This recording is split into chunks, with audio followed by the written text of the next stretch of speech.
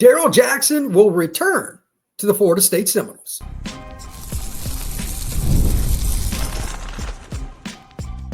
You are Locked On Seminoles, your daily podcast on the Florida State Seminoles. Part of the Locked On Podcast Network, your team every day. Welcome back into Locked On Seminoles. I am your host, Brian Smith, longtime recruiting analyst and college football writer. Thank you for making Locked On Seminoles your first listen each and every day. I truly appreciate you stopping in to talk some Noles with me. Today's show is brought to you by FanDuel. Right now, new customers on FanDuel can bet $5 and get $150 in bonus bets if you win your first $5 bet. Visit FanDuel.com to get started. Well, the surprise is here. Darrell Jackson has decided to take his name out of the NFL draft and come back to Florida State for one more season. Returning to Tallahassee is going to have some serious benefits for the Noles, but there are still questions. Yes, the immense upside is there, but we have to go down the road of looking at what he's done and what he's capable of, and then combining it with a new staff, new D-line coach in particular. It's really interesting and a fascinating situation because Darrell could be, if he puts his effort into it, the centerpiece of a very unique defense that Tony White and Terrance Knighton are going to start with up front as the defensive coordinator and defensive line coach, and Darrell would literally be in the middle of it.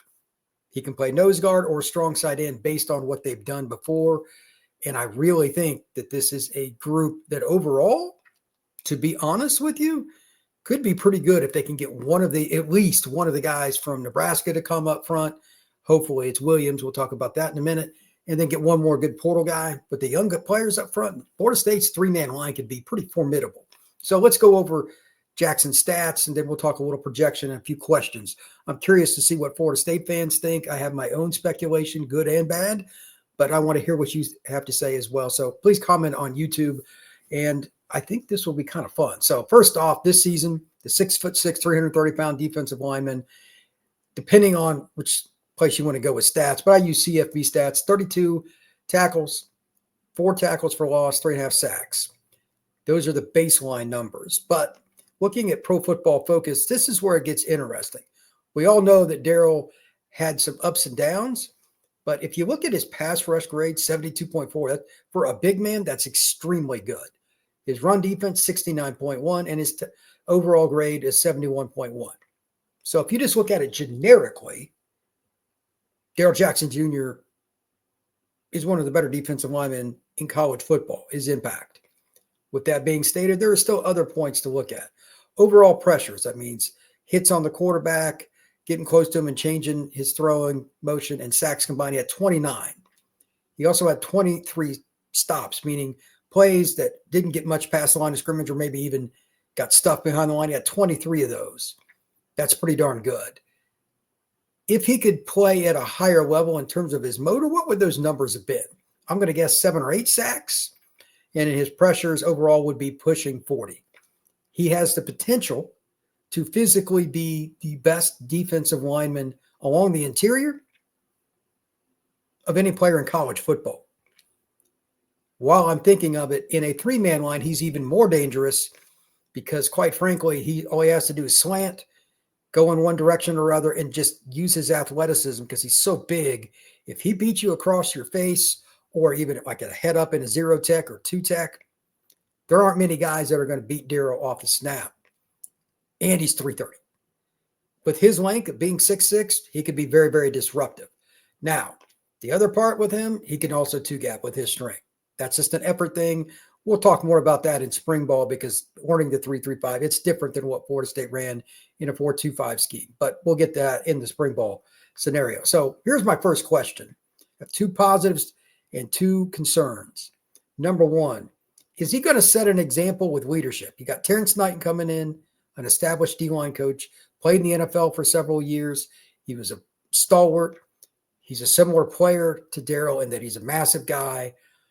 He understands what it's like to have that kind of physicality, and he knows what it takes to get paid. And I'm assuming Darrell would love to do that, take care of himself, his mom, and everybody else. So coming back to play for pot roast, as they call Terrance, is a really interesting thing. And then again, in Tony White's scheme, because with him there, the opposing teams are going to have to double him at least some of the time. If they don't, they're going to be in trouble. So does he lead through example and helping some of the other young guys along? Florida State has plenty of young players, and I've used his name a lot recently, but a future nose guard for the Noles. He's only a freshman this past year, and his time will come in a year or two. Denace White, 300-plus pound guy. How does he help him and other young players for the Noles get better? And then you got, obviously, the freshman class. There's a certain nose guard coming in from the state of Georgia that we all love. That's important as well. And then just overall, off-season conditioning, off-season weightlifting, off-season academics, going to the right meetings, setting a tone there. Those are the questions I have about him when it comes to setting a leadership example, because Florida State didn't have enough of it last year. That's not any kind of surprise, but it is, to me, the most important question for this podcast. If Darrell shows that, his physical talent is there. But if he shows that, he'll make himself more accountable. And then the loaves and stuff that he had against some of the teams later in the year, like North Carolina, Notre Dame, etc., will go away, because he's going to hold his own play accountable, and other guys will follow. That's huge. Secondarily, this is where the physical skill comes in for how talented he is, but it's up to him. How much does he learn the technique from Terrance? How much does he go out and try to get the money ball plays, the technique on pass rush, etc., as a three-man guy? Remember, the NFL has a ton of three-man lines. There are a lot more in the NFL in college, and it's because there are only so many guys like Darrell on planet Earth, to be honest. And that's why more teams can do it. And he's so coveted at his size.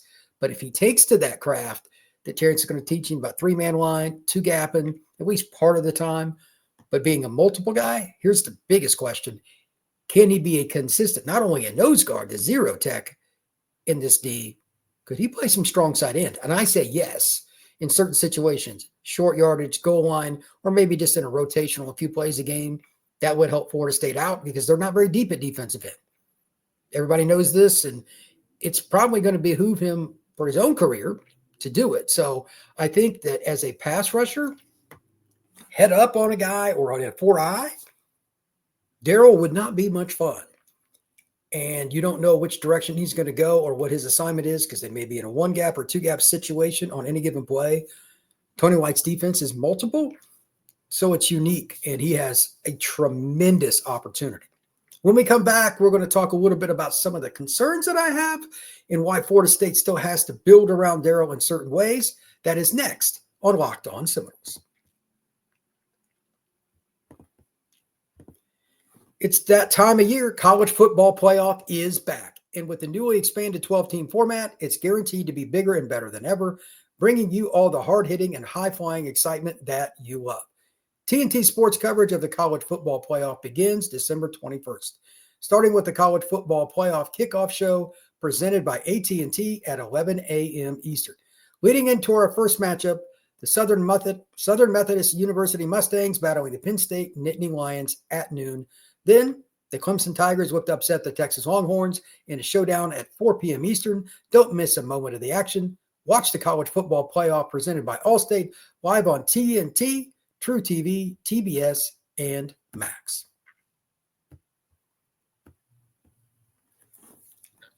There are still concerns about Darrell Jackson. Is he the guy for Florida State to be that leader and all that? We should know, and I think that'll go well. But you still have to look at the opportunity for him to get better and look at the other side too. He had too many loafs last year, too many plays where he didn't hustle from the backside as hard as he could. Again, that goes back to leadership. Does he do it? I think he will. But even if it's in one game where he's down, if he's not emotionally in it all the way, that is not something that's good for his career and obviously not good for Florida State football. How much effort will Darrell put into it game to game and, quite frankly, play to play and series to series? When Darrell is on full tilt, there are very few offensive linemen that can handle him at the college level. There probably aren't a ton in the NFL that want to mingle with him all that much either, although that's a different technique game. And that's why I brought up that mention just a little bit ago about his versatility and learning from Knighton. If he gets the technique down, he is going to be a bull in a china shop. Also, the one thing that I noticed on PFF, and I had a feeling it was going to be this way with his grade, and I hadn't looked at it, his tackling grade this last year was 50.4. Now, explain to me somebody that's 6'6", 330, and as athletic as Darrell, why is his tackling grade that low? That is a technique thing to a certain degree, part of it effort, but there's got to be something else in addition to that because he's so massive and he's so long. It's surprising that he didn't have a higher grade. He should have more plays made at the line of scrimmage and more plays made, quite frankly, behind the line of scrimmage with his sheer physical attributes. Just as a reminder, again, his pressures were 29 this last year. I think in the three-man line, the way they're going to use it, I think he should be well over 30 next season. Like 34, 35 is a minimum. If he hit 40, it wouldn't surprise me. I think he has that kind of capability because his first step of agility is just not normal for a man over 300 pounds. And he's just going to slant, take angles, get those big arms in front of the face of the offensive lineman, and good luck to them from there. Even when he's drawing a double team, that's just going to open it up for the linebackers, the edge guys. Florida State will be a pretty good spot. Finally, just as a parting point here, if he can be that guy that's consistent like that, Florida State could be one of the better defensive fronts in college football because not many teams have a player like him, and all the different fire zones and blitzes and stuff that you do. You can elevate the game of players that are just solid and guys that have a ton of ability like Nicholson, who I'm very, very high on at linebacker, could have all ACC or better kind of seasons next fall. With that, thank you very much for listening to Locked On Seminoles here this morning. Going to have a full show later today. Going to talk a little more about Darrell, several more things in the portal, and some expectations for what Florida State is doing now that the staff has been assembled and some of the things are getting going. We're going to talk about the press conferences and all those different things later today on Locked On Seminoles, so make sure you check it out. You could also find me on X at FBScout_Florida. That's on X at FBScout_Florida. Hit that notification bell, that like button, and subscribe. I will talk to you again very soon.